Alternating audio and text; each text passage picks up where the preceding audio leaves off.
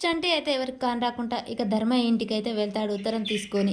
ఇంతలోపే శ్రీవల్లి అక్కడ కూర్చొని చదువుకుంటూ ఉంటుంది. చంటి అక్కడికి వచ్చి ఆగడంతో "చంటి వస్తున్నాడు. ఏంటి చంటి ఇలా వచ్చావు? నన్ను చూడబుద్దయిందా?" అని చెప్పేసి శ్రీవల్లి అడుగుతుంది. "ఆ! కాదమ్మాయి గారు, మీ అక్కగారు ఉత్తరం పంపారు. అందుకే నాన్నగారికి ఇవ్వడానికి వచ్చాను" అనగానే ఆ ధర్మయ్య బయటికి వస్తాడు. "ఏంటి బాబు బాగున్నారా?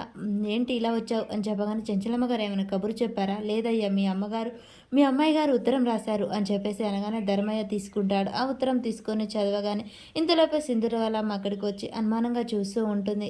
ఇక సింధూర రాసుండు, "నాన్నగారు మీరు చేసిన పని నాకు నచ్చలేదు. ఏదైనా సమస్యలుంటే అందరం కూర్చొని మాట్లాడుకుందాం.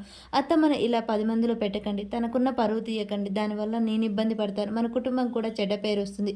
కాబట్టి మీరు దయచేసి నా మాట విని అందరం కూర్చొని సమస్యని పరిష్కరించుదాం. మీకు దండం పెడతాను. అత్తమ్మ పరువు తీయకండి. అత్తమ్మ చాలా మంచిది. నన్ను చాలా ప్రేమగా, చాలా మంచిగా చూసుకుంటుంది" అని రాస్తాడు. "ఏంటండి ఏం రాసింది అమ్మాయి ఉత్తరంలో?" అని చెప్పేసి ధర్మయ్య భార్య అడుగుతూ ఉంటుంది. ఈలోపే చంటిని అడుగుతూ ఉంటుంది. చంటి అలా చూస్తుండగానే ధర్మయ్య గారు "ఒక్క నిమిషం ఉండు బాబు. నేను లోనికి వెళ్ళి ఎమ్మటే వస్తాను" అని చెప్పేసి అనగానే సరే అని లోనికి వెళ్ళి వస్తాడు. ఒక ఉత్తరం రాసుకొచ్చి అయితే ధర్మయ్య చంటికిస్తాడు. ఇంతలోపే ధర్మయ్య భార్య "మా సింధూర ఎలా ఉంది బాబు? బాగుందా?" అని చెప్పేసి అనగానే "ఆ! బాగానే ఉంది" అని చెప్పేసి అంటాడు. మరి ఇంతకు ధర్మయ్య రాసిన ఉత్తరంలో సమాధానం ఏముంటుంది?